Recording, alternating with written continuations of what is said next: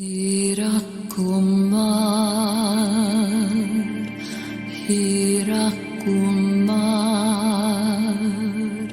Soya,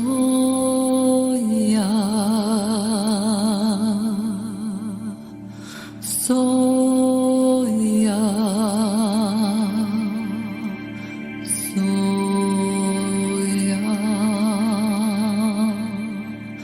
Soya.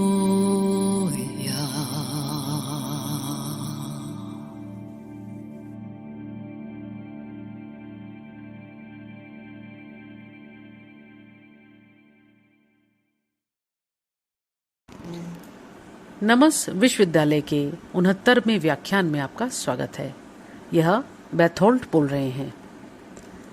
पृथ्वी पर सभ्यता की नई सुबह में मानव जाति के पालन पोषण के लिए अटलांटिस के पतन की अंतरिम अवधि पर चर्चा करना चाहूंगा। जो मैं आपको बताने जा रहा हूं वह आपके दिमाग के पुस्तकालय के साथ साथ आपके आराम क्षेत्र को भी चुनौती देगा।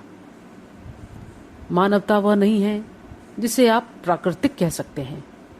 मनुष्य को अपने उद्देश्य के अलावा किसी और उद्देश्य के लिए संशोधित किया गया था, किसी और के उद्देश्य को पूरा करने के साधन के रूप में। आधुनिक मनुष्य एक प्रजनन कार्यक्रम, कई अनुवांशिक पूलों के संकरण और समामेलन का परिणाम है, या यदि आप चाहें तो ब्लूप्रिंट। दूसरे शब्दों में, पृथ्वी मानवता की नहीं थी, यह विरासत में मिली थी। यद्यपि इसके निर्माताओं द्वारा उन पर शर्तें लगाई गई थी। यह कोई आश्चर्य की बात नहीं है कि पृथ्वी पर पूरे ब्रह्मांड की बेहद रुचि है, न केवल एक विश्वविद्यालय ग्रह के रूप में जैसा इसका भविष्य है, बल्कि इसके समृद्ध संसाधनों में भी। पृथ्वी का नियंत्रण युगों में कई बार बदला है, यहाँ तक कि अटलांटिस की अवधि भी उसके पहले के इतिहास की तुलना में काफी युवा मानी जा सकती है।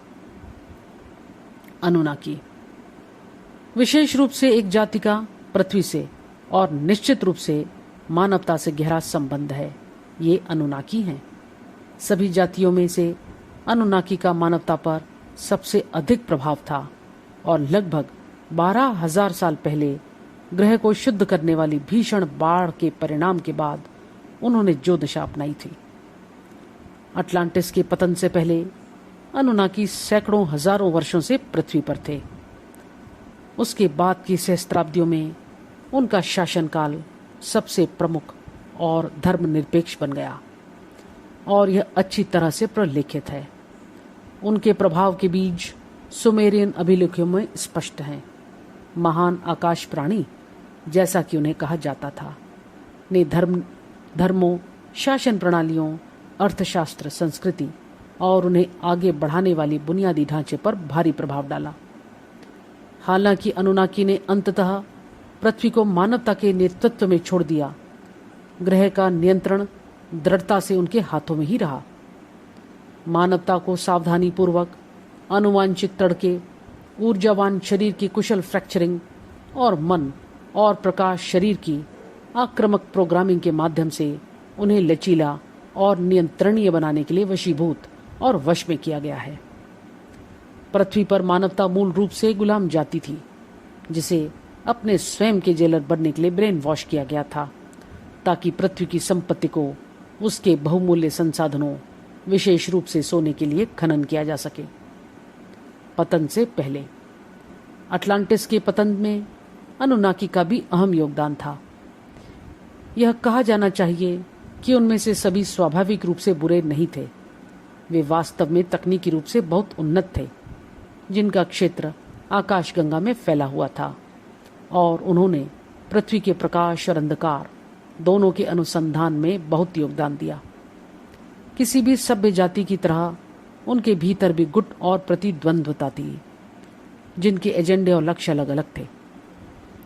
जब कई हितधारक, चाहे राष्ट्र हों या जातियां, किसी क्षेत्र में निहित स्वार्थ रखते हों, निकटता से काम करते हों या एक दूसरे पर दबाव डालते हों, तो संधियां सौहार्दपूर्ण संबंधों का मुख्य आधार होती हैं। संधियां सभी संबंधित पक्षों पर सीमाओं, निषेधों, समझौतों और दायित्वों के लिए मंच तैयार करती हैं। अंततः ऐसी संधि का टूटना ही महान बाढ़ का कारण बना। अनुनाकी प्रतिरोध उनमें से एक गुट था जिन्होंने कॉस्मिक कम्युनिकेशन सिस्टम से कनेक्शन तोड़ने के अहंकार को बढ़ावा दिया। इससे पहले भी अनुवांशिकी, ऊर्जा विज्ञान, आत्मा कार्य, ग्रिड वर्क और काले जादू के साथ उनके अनैतिक प्रयोगों को एक अग्रदूत, एक चेतावनी संकेत के रूप में देखा गया था जो आगे आने वाला था। निर्माता और दिव्य योजना के साथ सक्रिय संबंध तोड़ने पर यह मानते हुए कि वे बेहतर जानते थे, उनके कार्यों की भयावहता ने ब्रह्मांड में सदमे की लहर भेजी। उन्होंने जो कुछ किया था उसका पूरा दायरा बस अज्ञात था। उन्होंने और क्या किया? अनुनाकी के पास अपने स्वयं के गठबंधन और संधियां थीं। संबंधित संरेखण और महान प्राणियों की अन्य जातियों के साथ अनुबंध और समझौते थे, जिन्हें ऐसी योजना में लाभ दिखाई देता था जो उनका विरोध करने वालों के लिए स्वार्थी और विनाशकारी थी। अटलांटिस का पतन। ग्रह को शुद्ध करने का निर्णय आवश्यक समझा गया। एक धूमकेतु पूरे अमेरिका में दक्षिण की ओर फैले हिमनद द्रव्यमान से टकराया। बढ़ते पिघले पानी ने जमीन को चीर डाला, महासागरों को उफनाया, धरती से भरे पानी की बड़ी बड़ी धाराएं प्रवाहित की। जैसे जैसे बर्फ की घटती चादरों का भार समुद्र में बहता गया, महाद्वीप के जवाबी प्रवाह के कारण पूरे क्षेत्र डूबने लगे और प्रतिक्रिया स्वरूपों पर उठने लगे। अटलांटिक क्षेत्र बढ़ते पानी के नीचे डूब गया, क्योंकि बड़े झटके के कारण नवगठित समुद्रों में प्रचंड सुनामी दौड़ने लगी। शहर और ग्रामीण इलाके धारा में नष्ट हो गए। लहरों की प्रचंड शक्ति ने उत्तरी अफ्रीका में लाखों एकड़ भूमि को नष्ट कर दिया और अटलांटिस की राजधानी को जमीन में गिरा दिया, जिसके खंडहर पदचिन्ह आज भी दिखाई देते हैं। रिचेट संरचना। अटलांटिस नहीं रहा, इसके लिए कई रहस्य अटलांटिक महासागर की गहराइयों में डूब गए।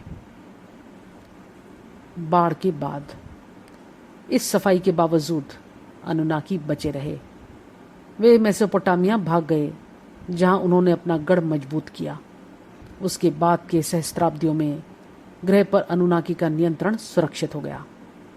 आधुनिक मनुष्य के बीजारोपण और संशोधन को अंतिम रूप दिया गया और उनकी आज्ञाकारिता को बनाए रखने के लिए बुनियादी ढांचे को पूर्ण अधिकार के साथ क्रियान्वित किया गया। संतुष्ट होकर अनुनाकी घर लौट आए और बिना किसी प्रत्यक्ष हस्तक्षेप की जरूरत के अपने प्रयासों का फल प्राप्त किया। पृथ्वी पर एक सामंती व्यवस्था चल रही थी और काफी हद तक अछूती थी।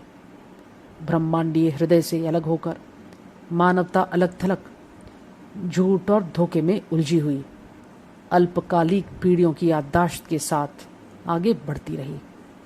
इसी दौरान वे निरंतर पूर्व जन्म की भूल भुलैया में अदृश्य स्वामियों की सेवा करने के बारे में लगातार बेखबर होते गए।